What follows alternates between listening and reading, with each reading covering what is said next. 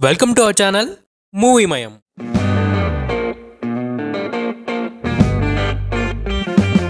మన legendary actor స్వర్గీయ అక్కినేని నాగేశ్వరరావు గారు పట్టుదల క్రమశిక్షణకు మారిపోయారు.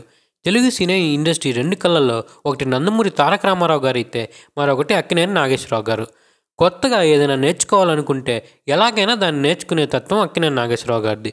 దాంతోపాటు మంచి మనసున్న ఉదార స్వభావాలు లాంటిది. ఆయన రాజుగా నిలబడిన ఇండస్ట్రీలోనే అవమానపడవలసి వచ్చింది.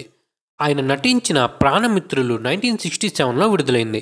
పి. పుల్లయ్య గారు ఆ మూవీని డైరెక్ట్ చేశారు. నిజానికి ఆ సినిమాకి ప్రొడ్యూసర్ వి. వెంకటేశ్వర్లు అయిన బాధ్యతలు మాత్రం సూర్యనారాయణ అనే వ్యక్తి చూసుకుంటూ ఉండేవారు.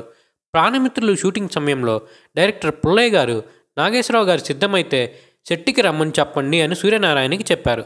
దాంతో ఆయన మేకప్ వేసుకుంటున్న నాగేశ్వరరావు రూమ్ దగ్గరికి వెళ్ళి వినయంగా నిలబడ్డారు. దానిని చూసిన నాగేశ్వరరావు గారు ఏం సూర్యనారాయణ గారు ఏమిటి అని అడిగారు.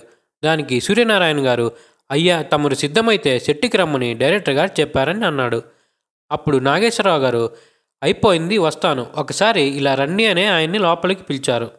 లోపలికి వెళ్ళిన సూర్యనారాయణతో ముగ్గురు మరాఠీలు సినిమాకి మీరు మేనేజర్గా పనిచేశారు కదూ, నాకు గుర్తుంది. అప్పుడు మేకప్ రూమ్లో కన్నమ్మ గారు సుబ్బారావు గారు భోజనం చేస్తుంటే నేను అక్కడికి భోజనం కోసం వచ్చాను. ఆ గుమ్మం దగ్గర ఉన్న మీరు నన్ను కసిరి కొట్టారు.